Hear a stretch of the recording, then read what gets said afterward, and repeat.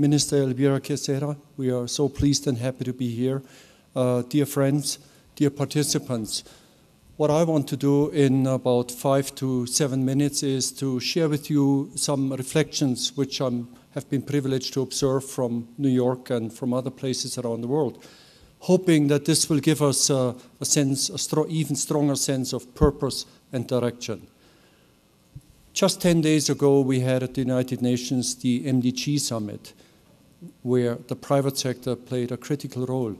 And indeed, the good news is that the international community, governments are increasingly willing to listen to you and to also call upon you to play your part and to also show the way forward, not least in partnerships. That is really good news. On the big picture where we stand on climate, the minister gave us a great overview. Add to that the fact that we are in the midst of a huge global transformation where economic power is migrating to emerging markets, where the fallout of the financial crisis still is policy priority number one in many capitals, where indeed the cooling down of the climate debate and climate gate, as it has widely been dubbed, still is shaping public perceptions. So where are we and how can we mobilize the private sector contribution to the climate and development agenda? I think there's much more good news out there than is widely communicated. Part of that may well be that the major lobbying associations around the world still have a capture on policy making and much on what dominates in the communication domain. That is certainly true in a number of critical markets around the world. But at the same time, the lobbyists who basically represent short-term interests and short-term gains, often within the very same companies, we know firsthand that the engineers who are working on solutions for the long run already are integrating sustainability. They already fully know that natural resources of any kind will be appreciated over time.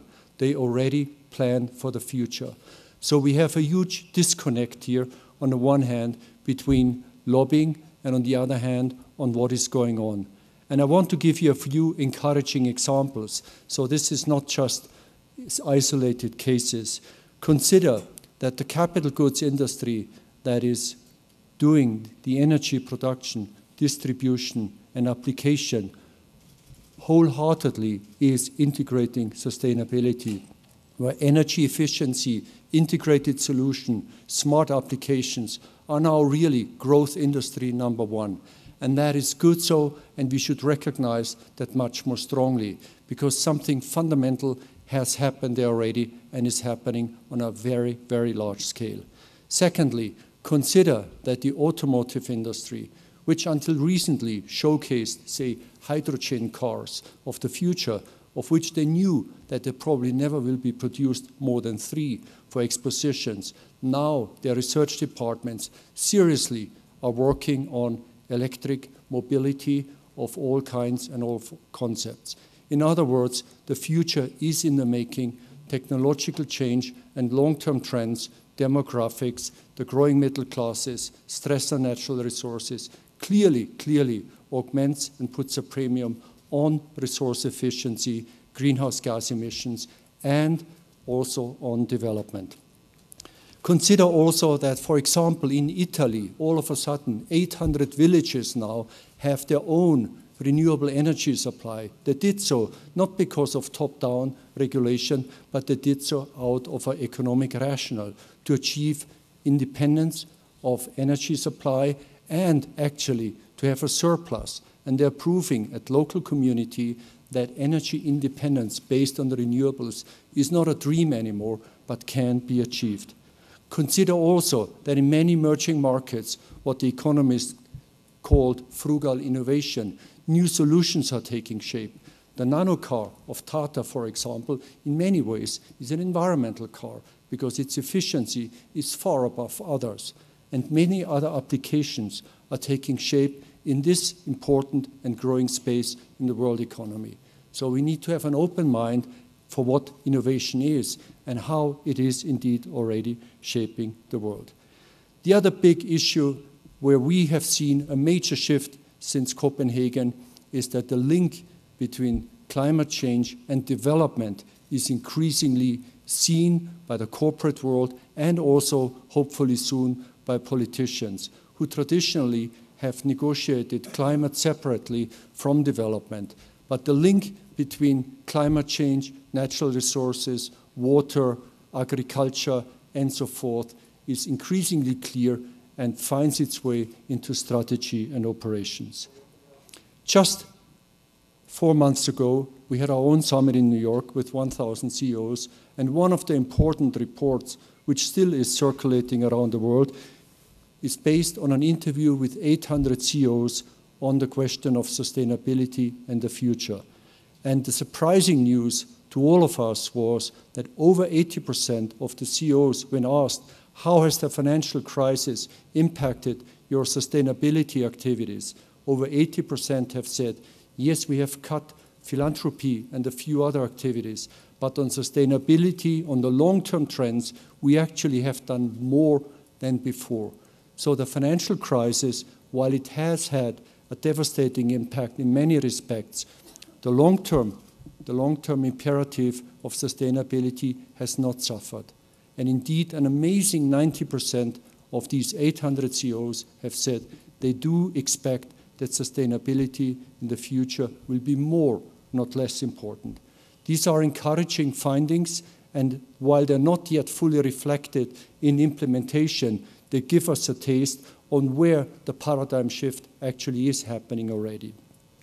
I can also share with you the fairly good news that our own platform, every month, 100 new companies are joining, despite the fact that we're also delisting up to 50 for failure to disclose on material issue in the non-financial domain, environment, social, and governance.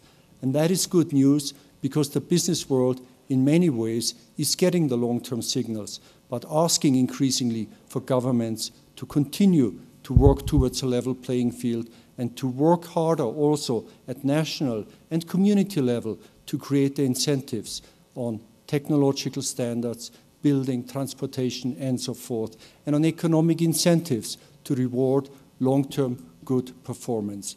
And this is what I hope we will walk away from here, from this important meeting, that we have a new mission and sense of nurturing solutions, of building on what works in order to scale it up so that we can demonstrate to the public at large, to policymakers, that indeed environmental stewardship is a way to go, that sustainability as a concept is a viable one. We accept the science, the 2% Celsius degree we have to keep under, and the energy demand that is growing and doubling within 2 decades, while at the same time the reduction of greenhouse gas emission by 50% has to be achieved, can be done if indeed we find the solutions and work forward. So this is what I hope we will walk away from here. It is certainly not a sprint, it is a marathon. Many of us who have been deeply engaged in Copenhagen, who initially were extremely frustrated and felt that the issue is walking away, I think we should reharness all our abilities, reharness what are our strengths, and focus on solutions and build bottom-up, while at the same time supporting policymakers in their important quest to find solutions. So in this sense, I want to thank all of you, especially the business participants who have come here, because you have many solutions, and we really are here to support you. We need to showcase much better that solutions are viable. They're not only scientifically necessary for reasons UNEP rightly reminds us again and again, they are also technologically possible and economically viable. So I hope that this summit will give us a new sense of purpose and direction. Thank you very much.